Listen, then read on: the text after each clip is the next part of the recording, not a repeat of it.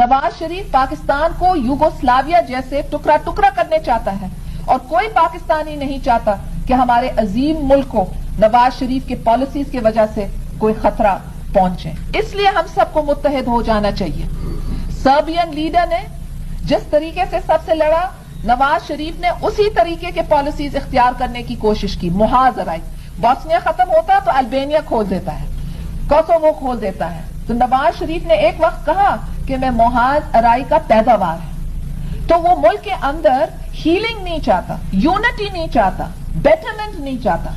वो समझता है कि झगड़ा हो, लड़ाई हो, खौफ हो, तो फिर मुहाज अराई से उसकी रियासत रहेगी। और जब वो हुकूमत में है, मुल्क सुकून में नहीं है। ये जो आदमी है, इसने पूरे पाकिस्तान के इदारों को यरगमाल करने की कोशिश की है और अपने जाती मफादात के तहत सबऑर्डिनेट करने की कोशिश की है। और आज वो पाकिस्तान के लिए एक खतरा खुद मौजूद है।